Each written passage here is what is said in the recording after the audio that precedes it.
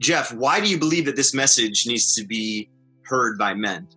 Well, I mean, I think identity is something all men struggle with at the core. And, it's a daily battle. It's an every day. It's an every moment. It's a every year type of thing. And having met Greg Sailors through you and then Michael through that, there's just they always are talking about partnership and kind of reaching men together and really erring on building relationship. And that's what we got to do. And, people say the number one challenge facing men today is isolation. There's no doubt that's true. So wherever we can hook arms, nobody's plan, nobody's program, nobody's ministry is going to get this job done alone. We got to do it with each other. And I think you and I, for the better part of a year and a half now, have gotten that, Brent. And it's like, well, if something's working wherever it is and God's moving, and that's the beauty of where Michael and Greg and these guys are, is they're seeing it from a little bit of a different spot than we are, where God's doing something on a bigger scale. Yes.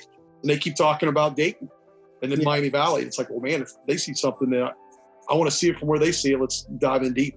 Michael, same question to you then. Why do you believe that this message, you guys are coming up, 4 of you guys from Zoe, right, are going to come up. So why do you believe that this message is needed? And again, maybe a secondary question with that is, do you believe that God has kind of orchestrated this divinely for you guys to be coming when you are to Dayton, when Dayton has recently had this shooting? Yeah, the first question, I agree with you, Jeff. I mean, it's been not only my struggle, but friends of mine and other men as we've been doing this for a while. We love to talk about, and when we come to Dayton, we want to talk about this idea of being an oriented man. And an oriented man is a man who knows who he is. That's your identity, Jeff. Where he is, the larger story that his story is in, and the good that God's up to in his life. And to the degree that a man doesn't know those things would be to the degree that they're disoriented. And you can be, we've just seen it. All of us have seen it enough not only in our own lives, but in the lives around us. Christian men, church men can be very disoriented. And so what is it that's in the way? What is it that's keeping them from the Zoe life, from the fullness and the abundant life that God is offering, that God's promised, and yet so few men are experiencing? And there's an enemy. There's an enemy. That John 10:10, that other part of that passage, Brent, is the enemy comes to steal, kill, and destroy. Is that true? Yeah. Is that literal? And how does that look? And so, I think back to, a question that, we connected over the book, Heart of a Warrior. It struck a nerve in your heart. And I think you guys and your staff at Fairhaven, as well as at Southbrook, have done an incredible job of offering the themes in the book, Heart of a Warrior, the invitation of the book, Heart of a Warrior, and I still love the tagline. I love it. I love when it came out. It wasn't there for the longest time, but working in the editing process, I remember the editor saying, I think that's the subtitle, the tagline. Before you can become the warrior, you have to become the beloved son. Yeah. Too many men are getting their tails kicked because the foundation of being loved by God and experiencing that love of God is not withstanding the assault of the enemy. Yeah. And the enemy comes, like Jeff said, at your identity. He comes at your identity relentlessly.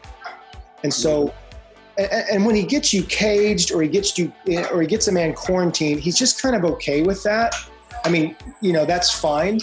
It's not much more than an electric fence. It's not as the kind of cage that we think of, and it may not even be electric fence. It's kind of, you remember the ditch that would keep the big elephant or giraffe in its pen? Yep. And just the training. What they do is they would tie a rope around that elephant or that giraffe and the stake, and the rope would go right to the edge of where that trough was. Well, the elephant could get across that, but they got trained that that's the end, that's the limit, that's the limitation. And so, our hearts have been so unfortunately trained to some of the limitations rather than the abundance and the fullness and the goodness that is there. And so I I love what we're doing. I love that we're having a bigger conversation in Dayton, which honestly, Brent, because of you, Jeff, Frank Crockett, the conversation's already started. It's been going on, and inviting more and more men into that conversation. And as men enter into it and they hear about orientation, they hear about overcoming, they hear about power and authority, men start to, their chest comes up. I've seen it over and over again. Yeah. Their shoulders are back like, wait a minute, there's weapons? Where are they? Yeah. I'm ready.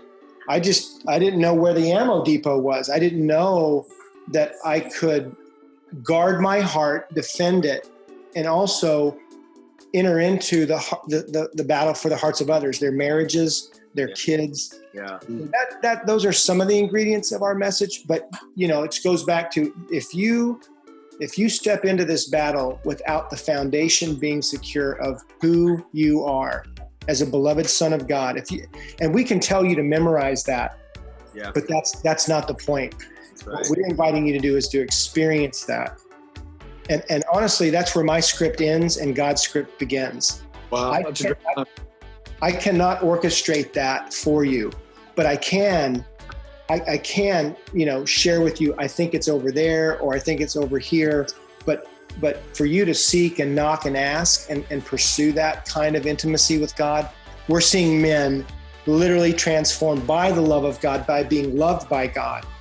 And that, I think, Jeff, is where we find our greatest common denominator. And with you, Brent, what does it look like to invite men into environments that talk about that so that they could then experience that in their lives?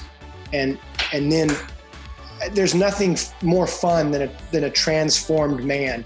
He can hardly contain himself. You don't have to do an evangelism class. If you have a good pizza or you watch a good movie, you're going to tell people about that. Yeah. When you encounter God, you will tell people about that. Yeah.